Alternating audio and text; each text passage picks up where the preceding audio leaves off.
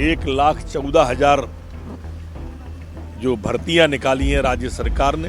हर महीने में 2.5 लाख नौजवानों को रोजगार देने का प्राइवेट क्षेत्र में अलग अलग अनेक महत्वपूर्ण निर्णय थे। माननीय मुख्यमंत्री जी ने नव वर्ष की बधाई देने के साथ नव वर्ष का रोड मैप भी सम्मानित मंत्रियों को, सीएस को, सभी पीएस, कलेक्टर्स, कमिश्नर्स को आज विस्तार से बताया है। माननीय मुख्यमंत्री जी का स्पष्ट कहना था कि हमको ईश्वर ने ये जिम्मेदारी दी है, हम आस्तिक हैं, ईश्वर की सत्ता में विश्वास रखते हैं और इसलिए प्राणपण से हम सबको जुटना है।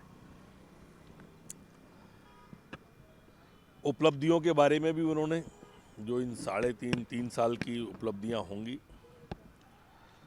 जो 23 मार्च को अवसर आएगा, उसमें विस्तार से हमने जो 3 साल में किया है, सभी विभाग अपना अपना रखेंगे।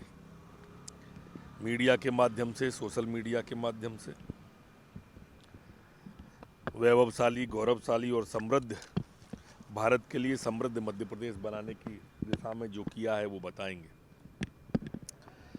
माननीय ने सभी को कहा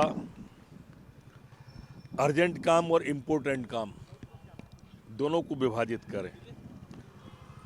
अर्जेंट से मतलब कभी कभी जैसे कोरोना आया, अर्जेंट काम था, बाकी काम रोकना पड़े।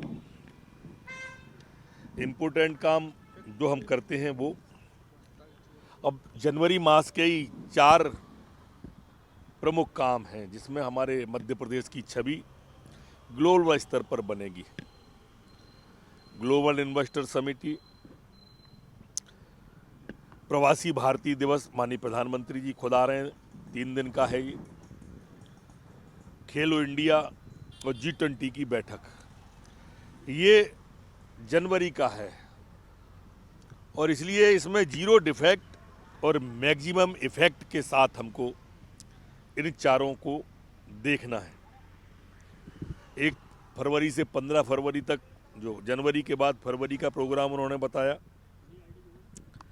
सभी गांवों में हमारे विकास यात्राएं निकलेंगी जिसमें शिलान्यास, उद्घाटन होंगे। 26 जनवरी को भी अब ये कोई कर्मकांड बन के न रह जाए। 26 जनवरी इसमें जन की भागीदारी, गण की भागीदारी तंत्र के अंदर ये सब जन भागीदारी से 26 जनवरी इस बार अच्छा करेंगे। 5 फरवरी को संत रविदास जयंती है और अपने अनुसूचित जनजाति के भाइयों के जीवन बदलने वाले फैसले इस दिन लिए जाएंगे। मार्च का मैंने आपको 23 मार्च तक का बताया ही था। इसी तरह से 6 अप्रैल से 30 अप्रैल तक एक अभियान और चलेगा जो मुख्यमंत्री जन सुविधा अभियान है, उस तरह का। चीता प्रोजेक्ट के बारे में भी विस्तार से बात हुई। शहरिया, भारिया, बैगा, ये अलग वर्ग की जो पंचायतें हैं ये भी अब प्रारंभ होंगी। आत्मनिर्भर मध्य प्रदेश का रोड मैप आज माननीय मुख्यमंत्री जी ने सबके सामने भी रखा। मंत्रियों के चिंतन शिविर में भी जो रोड मैप उभर के आया था, अब वो भी पूरा तैयार हो चला है, उसको भी प्रस्तुति होनी है। और इसलिए आज मुख्यमंत्री जी ने कहा कि हितग्राही मूलक योजनाएं जो होती हैं, ये हितग्राही मूलक योजनाओं का समय पर भुगतान सुनिश्चित हो जाए। ऐसा न हो कि संबल वाला हितग्राही परेशान हो रहा हो या कोई बीच में दिक्कत आ रही हो।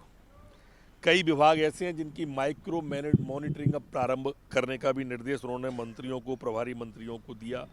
जैसे जल जीवन मिशन है, प्रधानमंत्री आवास है, मुख्यमंत्री भू आवास योजना है, आपका राशन आपके द्वार है, CM स्वनिधि, ऐसी अनेक योजनाएं उन्होंने गिनाई जिनकी अब माइक्रो मॉनिटरिंग के लिए आज निर्देश दिए गए हैं।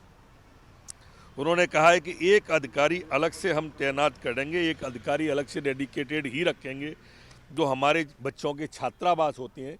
इन छात्रावासों के अंदर उनकी भोजन व्यवस्था, उनकी कपड़ों की व्यवस्था, उनके बिस्तर की व्यवस्था ये देखेगा। पेशा नियम के बारे में भी माननीय मुख्यमंत्री जी ने स्पष्ट आज बताया भी और निर्देश भी दिए।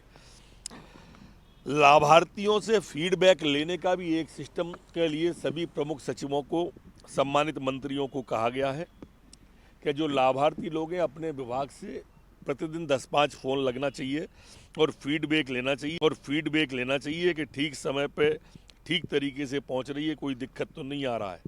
जो अच्छे काम हो उनका प्रचार प्रसार अच्छा हो, ये भी उन्होंने कहा है। जैसे 2 विभागों के अंदर अगर कोई विवाद है तो नोट शीट अकेली नहीं लिखेंगे, सीधे एक साथ एसीएस के साथ या सीएस के ध्यान में डाल के तत्काल बैठना चाहिए। 1,14,000 जो भर्तियां निकाली हैं राज्य सरकार ने, उनकी भर्तियां सभी 15 अगस्त तक हो जाएं, ये माननीय मुख्यमंत्री जी ने कहा है।